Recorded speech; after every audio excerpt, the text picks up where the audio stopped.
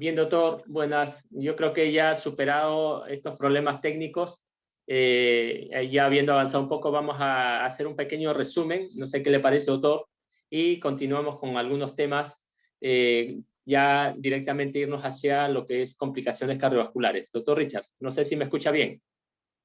Claro que sí, doctor Frey, y a todo el público. Ya el internet de acá en Chachapoyas está un poco todavía recomponiéndose, pero sigamos con la ponencia, doctor Frey, y adelante.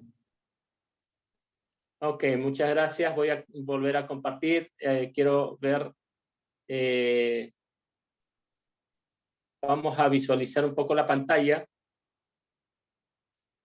Y lo que vamos a procurar ahora es darle solamente una ojeada rápida de lo que ya hemos avanzado. Recordemos nuestra agenda, ¿no? Estamos ya para ingresar en temas manifestaciones clínicas y cardiovasculares.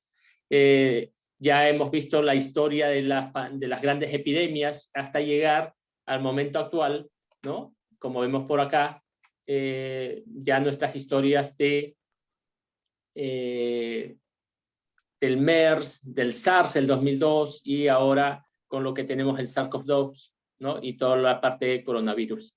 Ya hemos visto esta microfotografía, hemos visto otras también en las cuales reconocemos ya al SARS-CoV-2, ¿no? Y ahora avanzamos con la parte pues que nos toca en sí, que es el COVID-19, que es ya la enfermedad que produce este virus y que desde fines de diciembre del 2019, ¿no? Ya nos trajo un año nuevo con una enfermedad nueva y es desde China que ha progresado hasta llegar a denominarse pandemia, ¿no? El 11 de marzo del 2020 y ya llevamos bastante tiempo, ya llevamos más de un año, en la cual también en el Perú tuvimos que soportar las calamidades debido a nuestro pésimo problema sanitario, ¿no? Acá, para recordar solamente que nuestro primer caso, el caso cero, fue el 6 de marzo, ¿no? Luego convivimos con la pandemia y a un año de toda esta enfermedad ya tenemos pues tuvimos más de 47.000, casi llegando a los 50.000 fallecidos y a la actualidad tenemos ya más de 62.674 datos del día de ayer, hoy todavía no lo han actualizado. Ya con el proceso de vacunación estamos viendo de que va a ser mucho más halagueño el hecho de disminuir estas mortalidades, pero aún así con el sistema sanitario que tenemos todavía estamos en la ola y en la cumbre de esta segunda ola epidémica o pandémica. Esto es para ver pues el tema de cuánto de mortalidad tenemos a nivel nacional. Ya lo hemos dicho, estamos en Perú, por acá a ver 62.674 y en Chachapoyas los datos que nos da el MINSA son de 462 fallecidos, pero ya es bien conocido pues que SINADEF nos da otros datos e incluso los gobiernos regionales también nos dan otros datos. Así es que hay que ir viendo de que las tasas de letalidad, ¿no? O la cantidad de muertes va variando. Esto es para ver la curva de los nuevos casos o los casos confirmados en el mundo. Y vemos esta curva que nos lleva a ver el gran problema que se ha producido en la India debido a estas nuevas variantes que vamos a reconocerlo, ¿no? Y que también nos lleva a altas tasas de mortalidad. México es aquel que está a la cabeza, ¿no? Con una tasa de mortalidad por encima del 9.3%, ¿no? Esto al ver muertes por cada 100.000 personas de su población, y el Perú no está tan lejos, es el tercero, ¿no? Lo que podemos ver acá es que Estados Unidos, a pesar de que tiene la gran cantidad de fallecidos, es el número uno en la cantidad de fallecidos, pero por la cantidad de población que tiene, ¿no? Su tasa es diferente, incluso al Perú. El Perú supera por la cantidad de población que tenemos. Entonces hay que tener siempre en consideración estos números para poder actuar a tiempo y no seguir soportando calamidades debido a la falta de manejo, en este caso preventivo, de los casos de coronavirus y sus complicaciones. Esto solamente para ver, miren, este es del día 25 y la tasa de letalidad de Amazonas está en 1.67 y a 10 días, al día de ayer, e incluso el día de hoy, estamos a 1.73. ¿Qué pasó? La tasa de letalidad, la cantidad de muertos se incrementó, ¿no? Y es precisamente por algunas condiciones que nos da este virus, ¿no? Que ya sabemos cómo ingresa a nuestro organismo, sabemos qué es lo que ocurre, sabemos todo el proceso inflamatorio que va a ocurrir, y esto también lo vamos a ver a nivel cardiovascular, ¿no? Una vez ingresado a nuestro organismo, no respeta nada, ¿no? Se va al cerebro, se va al corazón, se va al pulmón, ¿no? Se va a través de todo el sistema cardiovascular a toda la economía de nuestro organismo. Ya sabemos de que no solamente va a diseminarse por nuestro organismo, hacer daño y empezar a producirnos síntomas y signos, sino también va a producir una respuesta dentro de nuestro organismo, y ya lo conocemos, este proceso, estas curvas, ¿no? De producción de anticuerpos, la presencia y los tiempos que tenemos que estar al pendiente. Las manifestaciones clínicas, de acuerdo a lo estudiado ya desde los primeros casos allá en China, vemos de que, y es reconocido, de que el 80-85% van a ser casos leves, algunos hasta sintomáticos. Los casos moderados a severos pueden llegar hasta el 15%, como vemos allí, ¿no? Y los casos críticos, los casos severos y críticos van a llegar hasta el 5% en promedio. Todo eso se va a ver incrementado, ¿no? Tomando en cuenta la comorbilidad de los pacientes, ¿no? Si tienen comorbilidades, se incrementa las tasas de letalidad y las tasas de incluso procesos infecciosos. En un estudio en Hubei hemos visto ya la tasa de letalidad. El promedio estaba en 2.3, ¿no? Ya hemos visto en diferentes países cómo varía. En el Perú, cuánto estamos, y vamos a ver de que hay algunas ciudades que tienen incluso mayor tasa de letalidad. Por ejemplo, en Yemen o en otros países, ahora que se está incrementando poco a poco. A pesar de que la India está bastante elevado, por la cantidad de población todavía no llega ni siquiera a los niveles de Perú. Pero esta tasa de letalidad se ve variada e incrementada. Es casi el doble en hombres que en mujeres, ¿no? Es mucho mayor en pacientes ancianos o mayores de edad, y los pacientes que llegan a situación crítica casi se duplica su tasa de letalidad, ¿no?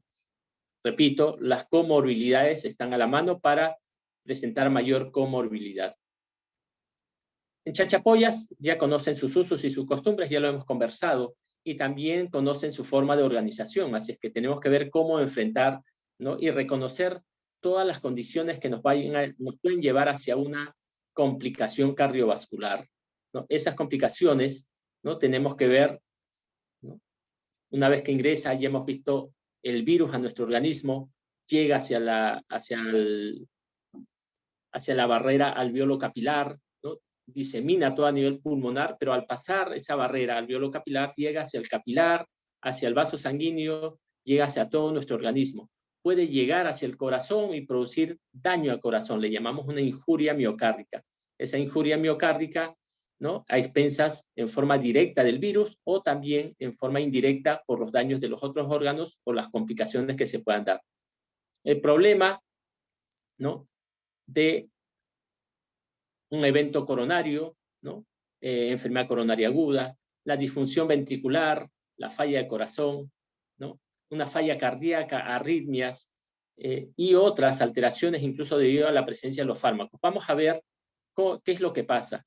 Al enumerar estas complicaciones cardiovasculares, lo vamos a ver primero, la injuria miocárdica, vamos a ver que se produce una miocarditis, arritmias, trombosis y tromboembolismo pulmonar, síndromes coronarios agudos, falla cardíaca e incluso shock cardiogénico, entre otros. Lo vamos a ir detallando, pero vamos a usar esta lámina en forma introductoria, ¿no? Que nos muestra el profesor Atri, ¿no? En la cual nos muestra que el corazón puede verse afectado, puede verse injuriado o lesionado en forma directa bajo la toxicidad del mismo virus, ¿no? Que llega hacia las células cardíacas, inflaman y pueden incluso romper las membranas, llevándolas a apoptosis y a destrucción celular, ¿no? Y ahí tenemos un proceso de injuria miocárdica. Podemos también, ¿no?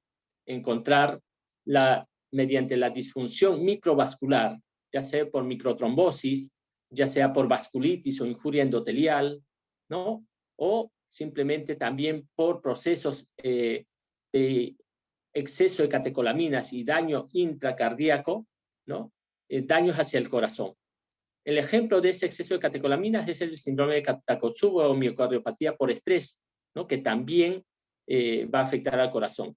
Otras, los procesos inflamatorios o simplemente la disrupción de una placa ateromatosa que nos puede llevar hacia un infarto agudo del corazón, ¿no? Un infarto de tipo 1, un infarto primario, o en forma ya indirecta, externa, el mismo proceso de insuficiencia respiratoria aguda como consecuencia de la neumonía del COVID, ¿no? Que nos va a ofrecer poco oxígeno, ¿no? Hay un incremento en la demanda del oxígeno del corazón, pero tenemos poca oferta, ¿no? O también por el problema de incremento de la temperatura, la fiebre o la frecuencia cardíaca incrementada. Estos procesos hacen de que se aporte menos oxígeno al corazón y esa hipoxia también va a dañar y va a injuriar al corazón. Y lo vemos acá, ¿no? Ya lo hemos detallado. Y el kit, el punto para definir injuria miocárdica va a ser la elevación de la troponina. Dosando troponina, podemos decir de que este paciente o este corazón se ha injuriado, ¿no? Tenemos ahora que también, ¿no? En forma directa puede inflamarse el corazón, no llegar a romperse las membranas, no llegar a haber muerte celular, pero sí un proceso inflamatorio. Es un cuadro bastante agudo. Puede llegar a haber miocarditis fulminantes. Eso debido a la presencia del virus dentro de las células.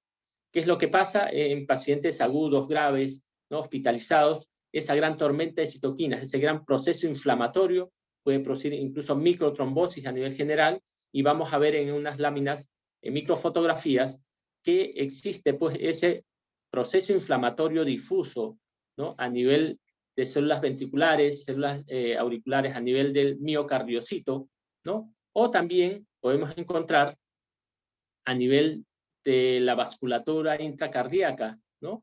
Entonces vamos a ver de que puede haber una coronaritis, ¿no? Una coronaritis, o a nivel pericárdico, presencia de células inflamatorias, ¿no? Una pericarditis. Entonces vemos que sí existe una lesión directa por el virus, o también por presencia, más adelante vamos a ir detallando, de microtrombosis o la hipoxia que nos lleva a esto. Pero para hablar de miocarditis tenemos que ver un proceso inflamatorio, linfocitario, ¿no?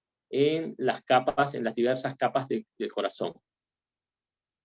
Acá también podemos observar, ¿no? En forma difusa, biventricular, en las imágenes A y B, o podemos ver, ¿no? Miocarditis ya con lesión a nivel de algunas fibras miocárdicas, ¿no?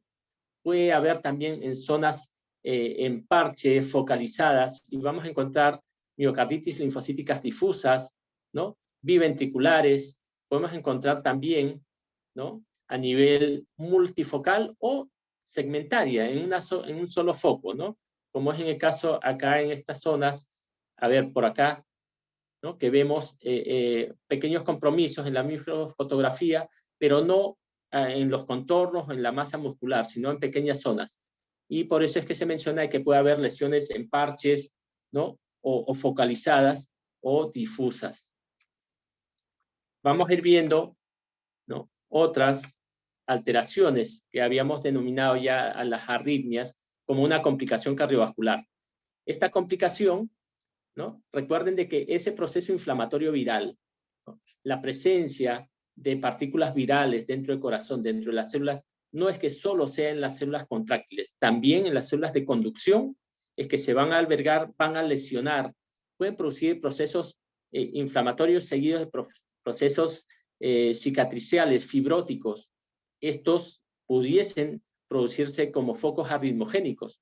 Pero un paciente mayor, como hemos visto, que son las características de quienes se complican, ¿no? Pacientes con antecedentes cardiovasculares, que hemos visto que son los que tienen mayor probabilidad de complicaciones cardiovasculares, ¿no? Ellos de por sí ya tienen daño celular de por sí ya tienen envejecimiento celular y ellos podrían hacer ya una aceleración de estos procesos arritmogénicos, ¿no? ¿Qué es lo que podría alterarse? Dentro del sistema de conducción, por ejemplo, un proceso inflamatorio a nivel del nodo AB, ¿no? El nodo atrioventricular, produciéndonos enlentecimiento y bradicardias y bradiarritmias, ¿no? O los procesos iniciales, ¿no? En las cuales hay mayor fiebre, nos va a llevar a taquicardia. Cuando hay un proceso inflamatorio, una respuesta simpática sobre el nodo sinusal nos podría llevar hacia taquicardias o incremento en el sistema de conducción, repito, por la actividad del sistema simpático con incremento de norepinefrina, y esto nos lleva a taquiarritmias, taquicardias, presencia de algunas extrasístoles, taquicardias paroxísticas supraventriculares e incluso fibrilación auricular. Entonces, todo esto se puede dar dentro de este contexto inflamatorio que hemos conversado. ¿Cómo lo manejamos? Definitivamente como el manejo de todas las arritmias. Eso lo vamos a ver en otro momento, ya tocar específicamente el manejo de arritmias. Pero hay que tener en cuenta de que si nos está descompensando, podemos utilizar incluso en un caso de una fibrilación auricular descompensada, ¿no? Con respuesta muy alta, incluso usar la cardioversión eléctrica, ¿no? O si tenemos bradiarritmias severas que nos descompensan, nos generan hipoxia y mayor isquemia miocárdica, la colocación incluso de marcapasos. Se ha llegado y se ha descrito bloqueos auriculoventriculares, ¿no? Trastorno de conducción de las ramas de His con la consecuencia bradiarritmia en estos pacientes. Un punto muy importante es acerca de la trombosis. Hemos visto de que el proceso inflamatorio que se produce a nivel endotelial, ¿no?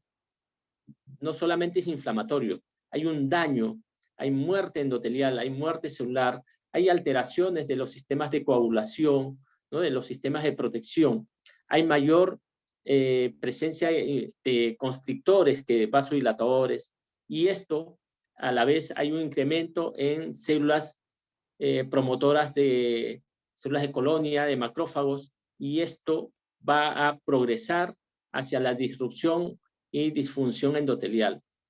Al tener un daño endotelial, ¿no? Vamos a progresar a un incremento plaquetario, una alteración plaquetaria, y van a formarse microtrombos, ¿no? Estos microtrombos pueden obstruir pequeños vasos, microtrombosis, y llegar ya sea en el pulmón, llevándonos hacia un tromboembolismo pulmonar, pudiese incluso generar trombos en vasos tan pequeños como las coronarias o a nivel mesentérico, o incluso a nivel distal, como en la parte de miembros inferiores. Hemos visto complicaciones dermatológicas, ¿no? Bastantes compromisos e imágenes sobre equimosis o petequias debido a la microtrombosis en piel. Vamos a ir avanzando para determinar de que no son tan pequeños. También podríamos encontrar trombos tan grandes intracavitarios, y se ha descrito, como vemos por acá, ¿no? A ver, como vemos por acá, la presencia de un trombo, ¿no? Dentro de la cavidad ventricular. Presencia dentro de un trombo dentro de la cavidad ventricular. Estamos viendo la imagen ecocardiográfica, ¿no? Y que esto es debido a todo este proceso inflamatorio, agregación plaquetaria y alteraciones de la coagulación, ¿no? Alteraciones tan importantes, ¿no? En mujeres, tromboembolia pulmonar múltiple, trombosis de arteria mesentérica, ¿no? O incluso presencia de pacientes con hipertensión, coronarios y síndromes coronarios agudos debido a microtrombosis. Vean acá esta lámina sobre un trombo con la que se está señalando en flecha en el punto A, en la lámina A. En la lámina B igual son formaciones trombóticas dentro de los vasos, ¿no? Ya sea venas, ya sea arterias, se pueden ir formando trombos y pequeños coágulos debido a todo este proceso inflamatorio. ¿Qué hacer? Conocen ustedes ahora, por ejemplo, como manejo a la enoxaparina o anticoagulantes, es el de elección para tratar de manejar este cuadro de microtrombosis o trombosis. ¿Qué es lo que tendríamos que recordar? Que estos casos se ven solamente en pacientes graves, ¿no? Pacientes graves, pacientes hospitalizados, solo para pacientes hospitalizados. Tenemos que evaluar la severidad y guiarnos del laboratorio. Los marcadores, el principal y a la cabeza, el dímero D, que creo que sí lo tenemos y también lo tienen ustedes allá en Chachapoyas. Podríamos dosar todo un perfil de coagulación, tendríamos que ver cómo está el fibrinógeno o el mismo proceso inflamatorio, como es la proteína C reactiva, ¿no? Para valorar si es que este paciente va a complicarse o no, pero ya tenemos manejos en pacientes graves, ¿no? De coronavirus. Aquí estoy mostrando la tabla de la Sociedad Española de Trombosis y Hemostasia. Este cuadro fue tomado de la Sociedad Europea, en la cual nos presentan el manejo, ¿no? De la enoxaparina, ya sea con función renal preservada, para tratamiento, para dosis terapéuticas a 1 miligramo por kilo de peso. Creo que todo el mundo lo conoce en la parte médica. Insisto, es para el manejo médico y hospitalario, ¿no? Y el otro es como dosis profiláctica, ahí lo tenemos, si tenemos menos de 80 kilos, que es la gran mayoría de pacientes, estamos usando pues enoxaparina 40 miligramos subcutáneo, diario. La terapia, el tratamiento, sí, a 1 por kilo, pero es cada 12 horas, recuerden. Dicho esto, también paso a continuar de manera rápida la presencia del trombo intracavitario, en este caso a nivel, ¿no? De la aurícula derecha. Vamos a ver, miren, ese trombo en flecha en el atrio derecho, y que con el manejo de enoxaparina, ¿no? Con el manejo de la enoxaparina, aquí está el trombo, aproximadamente a 2 semanas, ya acá se muestra la ausencia, ya no vemos, esta es la ecorefringencia simplemente por las paredes, pero ya no se muestra esa gran masa que habíamos visto en la otra imagen. Entonces sí, es el manejo con anticoagulantes en pacientes hospitalizados y graves, ¿no? El otro punto a tocar es el de síndromes coronarios agudos, infartos. Recuerden de que habíamos hablado de la posibilidad de microtrombosis, ¿no? Directo, es un daño directo. Sí existen casos de infarto al miocardio sin lesiones ateromatosas, y esto es por la formación de un trombo, ¿no? Por la formación de microtrombos a ese nivel. Entonces no es un infarto debido a la lesión de una placa ateromatosa como tal, pero son los pocos. La mayoría, al ser pacientes de alto riesgo, vuelvo a decir, diabéticos, obesos, hipertensos, dislipidémicos, ¿no? Ellos sí ya tienen de por sí placas ateromatosas que se van a disrupcionar. Imagínense la elevación o la baja de la presión arterial, el incremento de la frecuencia cardíaca, es hacerle una prueba de esfuerzo en un paciente que previamente tenía una placa lábil, ¿no? O presentaba angina, una angina inestable, va a haber un síndrome coronario agudo. Vemos acá en esta flecha la formación de un trombo que no deja pasar el flujo y que posteriormente por esta pequeña línea delgada avanza la sangre, ¿no? Aquí es la formación de un trombo en el lado derecho, una obstrucción trombótica en la coronaria derecha, y vemos elevación en 2, 3 y ABF, ¿no? Que es un infarto ST elevado de lado derecho. O en la otra imagen, cuando vemos la obstrucción total, mire, aquí sí ya no hay pasaje, ¿no? Aquí ya no hay pasaje en la descendente anterior, y la elevación pues en B2, B3, B4, B5, toda la cara anterolateral que ha sido comprometida. Entonces, los síndromes coronarios agudos van a estar presentes y el manejo es como tal. Hay que seguir manejando los síndromes coronarios agudos. Si es ST elevado, reperfusión, y la reperfusión por las 3 vías. O es quirúrgica, hay que referirlo porque se definió que es quirúrgica, o es por procedimientos, llámese angioplastía, ¿no? O es farmacológica. Y creo que la farmacológica es lo que tienen más a la mano, ¿no? Los fibrinolíticos, para tratar de disolver ese trombo y darle flujo y que haya menos isquemia hacia las células miocárdicas y salvar el corazón. Falla cardíaca. Igual que en el infarto de novo, igual que en la miocarditis, existen esas posibilidades, ¿no?, de falla cardíaca. Existe la posibilidad de que el corazón, esa injuria que hemos visto por la presencia inflamatoria, por la presencia del virus, ¿no es cierto?, ese daño pueda de nuevo una disfunción ventricular, llámese hacia la caída de la fracción de eyección, ¿no?, una disfunción sistólica, o el problema en el proceso de relajación, porque hay una alteración a nivel de los potenciales de membrana, hay una alteración celular, una alteración en la membrana que no va a haber una concatenación uniforme. Puede también haber daño masivo y llevar hacia una falla cardíaca aguda. O lo que es más común, pacientes ya con cuadros de insuficiencia cardíaca compensada los descompensan. ¿Por qué? Porque incrementan su metabolismo general y el corazón no se da abasto para compensarlos.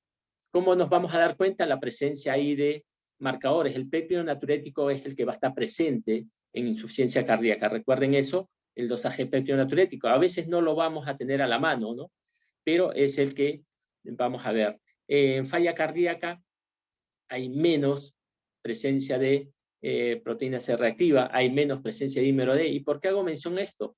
Porque para falla cardíaca uno de los signos y síntomas principales son la disnea, la falta de aire, la desaturación.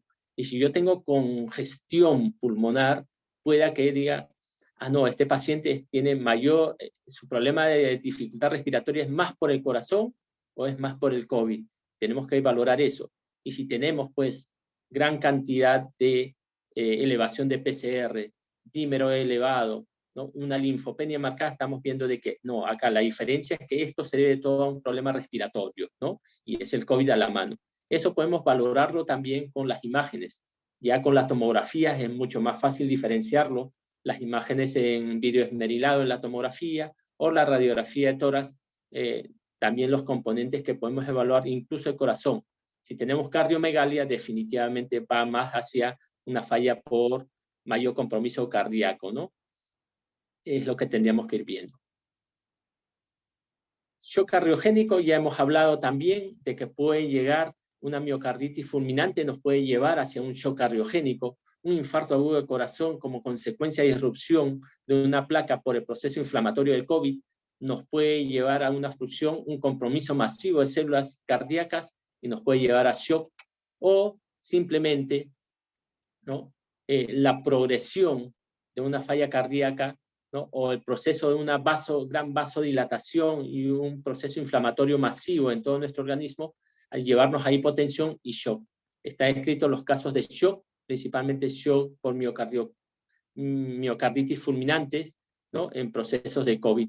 Y el manejo de esto es como igual, el manejo conjunto del proceso continuo del COVID, pero el manejo de shock ya es en unidades críticas coronarias. Otros, como el síndrome de Takotsubo, lo habíamos descrito al inicio de las complicaciones, ¿no? Gran descarga catecolaminérgica, ¿no? Se puede dar el corazón roto, se puede observar en este caso el proceso inflamatorio con gran liberación de la activación simpática, ¿no?, y gran liberación de epinefrina, adrenalina. Endocarditis, ¿no?, también hemos visto al inicio incluso las microfotografías de procesos inflamatorios, presencia de células linfocíticas en el endocardio, en el pericardio, incluso en el mismo miocardio, produciendo la injuria directa. Pero la endocarditis que mostramos acá, por ejemplo, en este caso de pacientes con presencia de válvulas protésicas, ellos también están expuestos. Procesos, ¿no?, de taponamiento cardíaco, un proceso de una pericarditis, un proceso inflamatorio con liberación de exudados inflamatorios a nivel de pericardio, del pericardio seroso, y llegar a llenar tanto ese pericardio de ese líquido que puede presionar, apretar y llevar a taponamiento del corazón. O la enfermedad Kawasaki en los niños, ¿no?, que también se han descrito con dilatación de las arterias coronarias y todo el proceso de Kawasaki-like que están describiendo los pediatras, ¿no?, no solamente en nuestro país, sino a nivel mundial. Un punto aparte es el tema de los fármacos, ¿no? Miren, ya hemos visto el tema del gran proceso inflamatorio con tormenta de citoquinas, la disfunción diastólica, disfunción endotelial, los compromisos en los pacientes con cardiopatías congénitas que se nos van a descompensar, pero en un punto y énfasis en los fármacos, ¿no? Si este paciente se dio a inicios de la pandemia, pues hidroxicloroquina, imagínense, que tienen alteraciones a nivel del potencial de acción de las células marcapaso o incluso en las células contráctiles, ¿no? O incluso la citromicina, que también tiene acción a estos niveles, sumados al proceso inflamatorio del SARS-CoV-2, nos lleva pues a la generación de arritmias. Arritmias, dentro de ellos, hacia las bradiarritmias y generación de taquicardias ventriculares, taquicardias malignas, debido a la prolongación del QT, que es lo que nosotros medimos cuando usamos fármacos, y vamos a ver pues esas bradicardias, esas arritmias que describíamos, muchos fueron por la presencia y el uso exagerado de estos medicamentos que actualmente ya no se usan, y creo que ya todos hemos entendido que es un proceso viral que tenemos que ir manejando conforme se progresa, conforme aparecen los cuadros de complicaciones, y el manejo sí o sí es del oxígeno y el de las complicaciones que estamos mencionando. Como pronóstico y efectos crónicos, ¿no? Para ir acabando, recuerden la edad, las comorbilidades, los marcadores y distrés y arritmias. Edad, en la actualidad ya sabemos, ¿no? Y a los jóvenes también que se infectan tienen todo este cuadro inflamatorio, todo este proceso que sigue su curso, ¿no?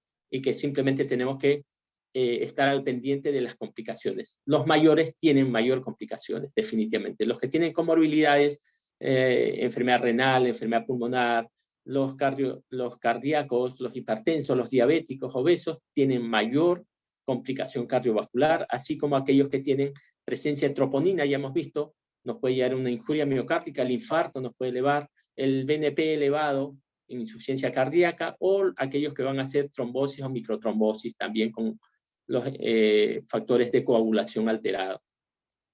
Todos ellos, ¿no? Imagínense si ya tenía una arritmia, ahora con todo este proceso, mayor descompensación, mayor arritmia, o simplemente el proceso de distrés respiratorio nos va a alterar todo nuestra economía cardiovascular y puede complicarnos, incluso hasta llevarnos por solo el distrés respiratorio, taquicardia, hipoxia, a una disrupción de una placa, hasta a un infarto. Las secuelas, tener en cuenta pues de que todos los pacientes requieren evaluación cardiovascular, ¿no? Todos requieren evaluación cardiovascular. Las palpitaciones pueden ser unas arritmias, la disnea puede ser falla cardíaca, puede ser un infarto, puede ser una fibrilación auricular, el olor torácico puede ser lo mismo, ¿no? Una taquiarritmia, ¿no? Isquemia, angina miocárdica, o el proceso de ansiedad que también podría corresponder como una manifestación de los problemas cardiovasculares. Todos requieren manejo cardiovascular. Creo que vamos avanzando. Recordar esto de que las secuelas tienen que ser evaluadas, ¿no? Y darle la importancia de vida, que es lo que hemos visto, las palpitaciones, la línea de esfuerzo, las arritmias, pueden ser todos problemas respiratorios, pero ya con esto creo que queda claro que el corazón está en medio de todas estas presentaciones, síntomas y signos que nos hacen ver.